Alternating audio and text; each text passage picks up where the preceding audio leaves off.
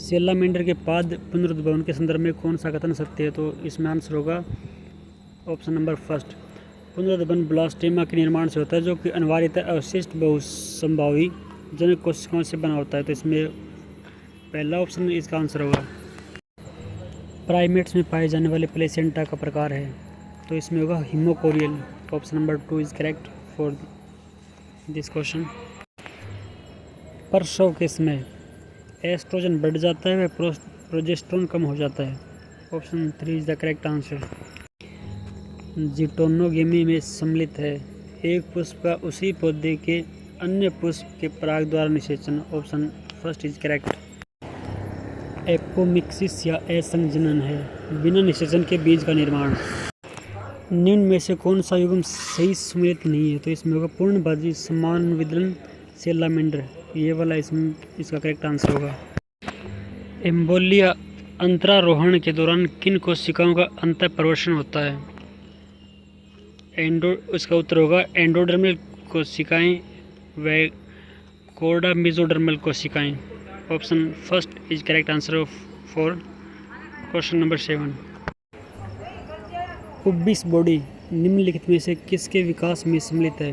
तो इसका आंसर होगा परागकणों में, pollen grain. Option third is correct answer for that question. Question number 9 में दो स्टेटमेंट दिए हुए। पहले स्टेटमेंट में लिखा है कि पौधे में कायिक प्रजनन पद का प्रयोग सामान्यतः एलिंगिक जन प्रजनन के लिए किया जाता है। एंड स्टेटमेंट 2 है कि क्योंकि कायिकी प्रवर्धकों के निर्माण में दोनों पेत्रों का योगदान नहीं होता, अतः यह प्रक्रिया एलिंगिक है। तो इसमें पूछा कि इसमें से क्या सही है? तो ये दोनों कथन सही है। ऑप्शन नंबर 4 इस क्वेश्चन का सही आंसर होगा। क्वेश्चन नंबर 10 में दो कॉलम दिए, तो कॉलमों में मैच करना है दोनों में। तो पहले में दे रखा है मोनोस्पोरिक 8 केंद्रक भ्रूण कोश, तो इसका थर्ड होगा पॉलीगोनियम प्रकार। एंड बायोस्पोरिक भ्रूण कोश, इसके अंदर आएगा एलियम प्रकार। एंड टेट्रास्पोरिक भ्रूण कोश, इसके अंदर आएगा एडोक्सा प्रकार। एंड मोनोस्पोरिक 4 केंद्रक आयनोथोरा प्रकार, यानी ऑप्शन नंबर 2 इसका सही आंसर होगा। क्वेश्चन में दे रखा है निम्नलिखित में से कौन सा वाक्यांश नैसर्गिक व्यवहार को अच्छी तरह से वर्णित करता है? इसका आंसर होगा प्रारूपिक रूप से जन्मजात व तुलनात्मक रूप से अप्रत्याशित। Option number first. Question number 12 में दो कॉलम दिए हुए, उन दोनों को मैच करना है। तो स्टील बैग, इसके अंदर आएगा लाल रंग का उदर। एंड वुल्फ स्पाइडर, इसके अंदर आएगा फ्लैगिन। एंड मधुमक्खी में आएगा कामद उड़ान। एंड स्पाइनी लोबस्टर, इसके अंदर आएगा रेस्पिंग आवाज़। सो इसके लिए ऑप्शन नंबर 4 आंसर होगा सही। यदि किसी मक्का के पौधे की मूलाग्र में गुणसूत्रों की संख्या 36 है, तो इसके भ्रूणकोश में गुणसूत्रों की संख्या क्या होगी? तो क्वेश्चन नंबर 13 के लिए आंसर होगा 54। थॉम्पसन गजेल अपने अधिकार क्षेत्र को ग्रंथियों से स्रावित गंधित पदार्थ द्वारा अंकित करते हैं। ये ग्रंथियाँ स्थित होती है, तो ये बिलो आइज यानी नेत्रों के नीचे स्थित होती है। 15 नंबर क्वेश्चन में गलत कथन की पहचान करनी है। तो इसमें दे रखा है कि तंत्रिका संवेदी प्रणाली जो विशिष्ट चिन्ह उद्दीपन की प्रतिक्रिया में व्यवहार दर्शाती है, अध्ययन कहलाती है। सो थर्ड नंबर ऑप्शन है वो इसका राइट आंसर होगा। इवान पावलो के चिर प्रतिष्ठित अनुबंधन प्रयोगों में भोजन कहलाता है, तो इसमें होगा अनुबंधित उद्दीपक, uncondition stimulus. Option number first is correct answer for 16 number question.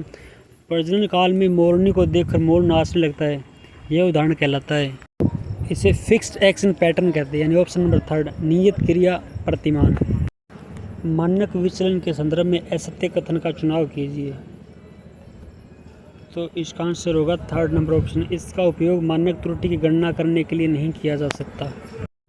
किसी कक्षा के 20% विद्यार्थियों का रुधिर समूह ए एंड 40 का बी है, 30% का ए बी है तथा 10% का ओ है, तो पाई चित्र में ए बी रुधिर समूह का कोण क्या होगा? तो इसमें 108 डिग्री होगा।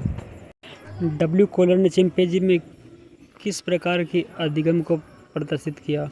तो इनसाइट लर्निंग, अंतर्दृष्टि अधिगम। Option number 2। 60 जीवों की समष्टि में सभी के अंदर हीमोग्लोबिन का स्तर समान है, जो कि 14 ग्राम प्रति डेसीलीटर। चूँकि कोई विभिन्नता नहीं है, भिन्नता नहीं है तब प्राचीन विचलन होगा, इसमें होगा 0। अवर्गीकृत डेटा व्यक्तिगत श्रृंखला से मानक विचलन की गणना करने का सूत्र है, तो इसमें होगा S=√σx²/n, यानी ऑप्शन नंबर 4। एक विमीय चित्र का उदाहरण है तो दंड चित्र यानी बार डायग्राम, ऑप्शन नंबर 2। सारणीकरण के संदर्भ में गलत कथन का चयन कीजिए, तो इसमें होगा स्तंभ व पंक्तियों को तर्क संगत क्रम में व्यवस्थित करना जरूरी नहीं होता, तो ये जरूरी होता है, तो option number 2 is correct for the 24th number question. 50 कीटों का भार ग्राम में है वह उनकी आवृत्ति इस प्रकार दर्ज की गई है, तो इसमें कीटों का भार दे रखा है और आवृत्ति दे रखी है, तो इसका बहुलक पूछा है तो आप सोल्व करोगे तो 25 या 26 दोनों बहुत इसमें करेक्ट है, क्योंकि इनकी फ्रीक्वेंसी दोनों की 9 है, तो ये दोनों ही आंसर है इसमें। बाकी मतलब दोनों ही माने जाएंगे लगभग, बाकी देखेंगे क्या होना है इसका तो आगे।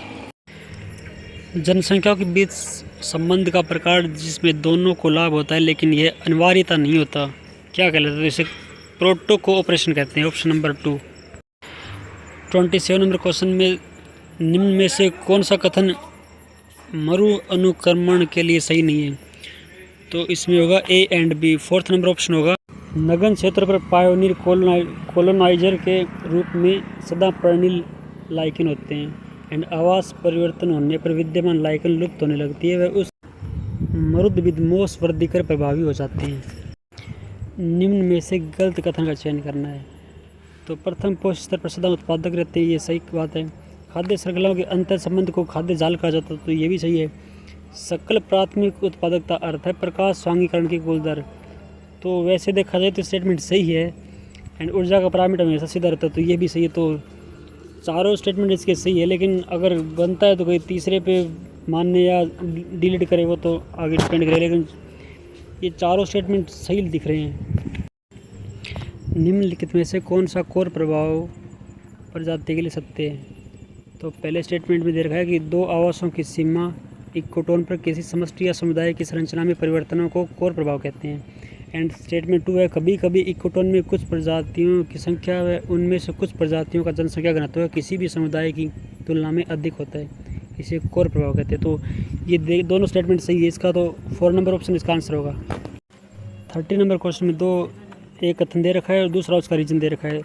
कथन में दे रखा है उत्पादक व उसके बाद के पोषक स्तरों में ऊर्जा का प्रवाह एक दिशी होता है, एंड इसका रीजन दिया है कि प्रत्येक पोषक स्तर पर ऊर्जा के उष्मा के रूप में क्षति होने के कारण प्रथम पोषक स्तर से उत्तरोत्तर पोषक स्तरों में ऊर्जा का स्तर घटता रहता है, तो स्टेटमेंट भी सही है एंड उसका रीजन भी सही है, तो इसके लिए होगा 4th नंबर क्वेश्चन। अभिकथन व कारण दोनों सत्य व कारण अभिकथन का सही स्पष्टीकरण करता है, तो 4th नंबर क्वेश्चन इसका आंसर होगा 4th नंबर ऑप्शन, सॉरी। इसका पार्ट ये आ चुका है, तो अभी इसके 3-4 पार्ट और आने हैं, तो अगर वीडियो अच्छा लगा हो तो सब्सक्राइब करना भाई को और वीडियो को लाइक करना और कमेंट में बताना कि आपको क्या खामी लगी वीडियो में या क्या कौन सा पार्ट आपको अच्छा लगा। So thanks for watching and keep support Yogesh Goswami.